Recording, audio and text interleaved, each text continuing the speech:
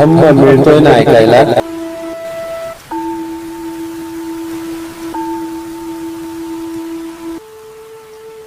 सविनय जय भीम.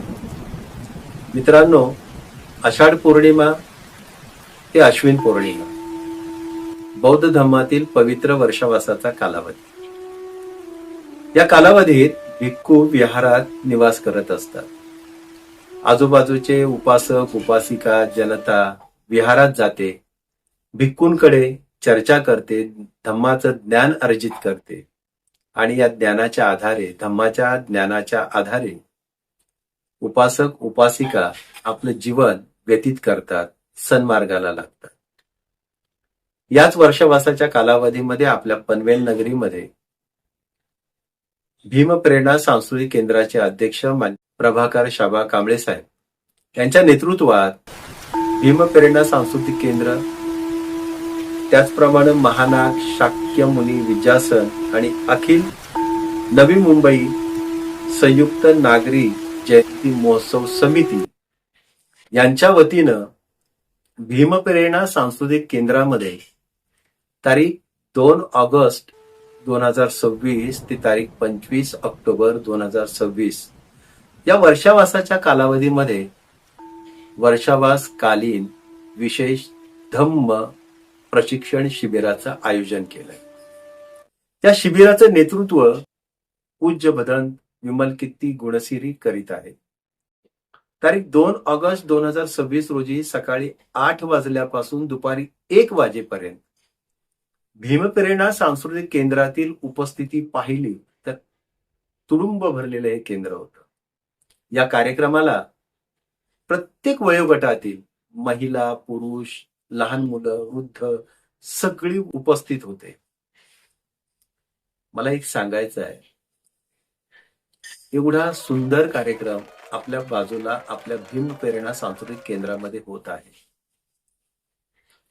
या वर्षावासाच्या कालावधीमध्ये पनवेल शहरात आपण चळवळीचं काम करीत असताना पाहतो, आपले रिटायर्ड झालेली मंडळी डीएव्हीच्या बाकड्यावर, त्या भावना मेडिकल स्टोअरच्या समोरच्या बाकड्यावर किंवा शांतिनिकेतनच्या मागे जे मोठं मैदान आहे त्या मैदानाच्या फुटपाथवरच्या बाकड्यावर सहज गप्पा मारत बसलेले असतात.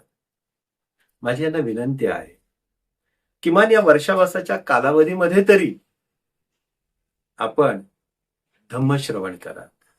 त्यानं तुमचं नुकसान तर काहीच होणार नाही. पण एक विचार करा, तुम्ही ज्या बाकड्यांवर बसून चर्चा करत असताना, ती चर्चा करत असताना तुमची नातवंड, तुमच्या घरातील सुना, तुमच्या घरातील कुटुंबियांनी जेव्हा तुम्हाला पाहिलं असेल त्यावेळेला त्यांना काय वाटत असेल? हा नाक्यावर टाइमपास करत बसलेला आहे.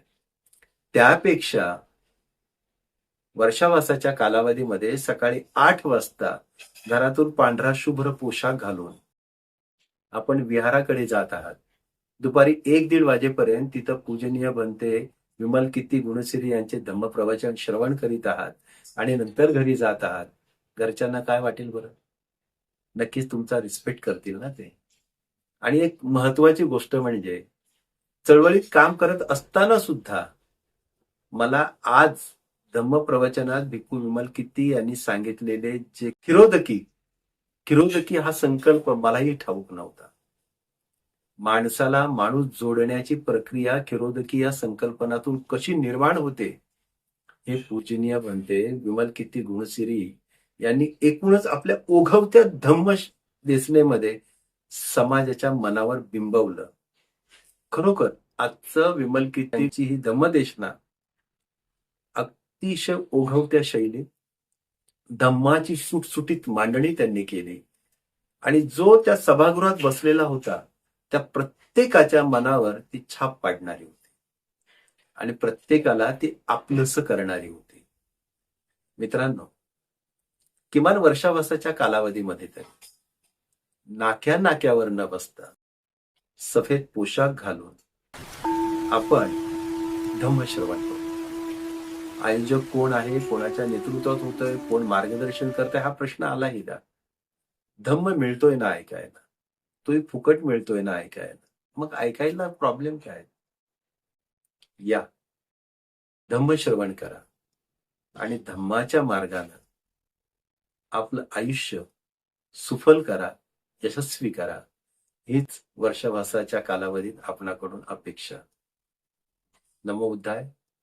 जय भीम.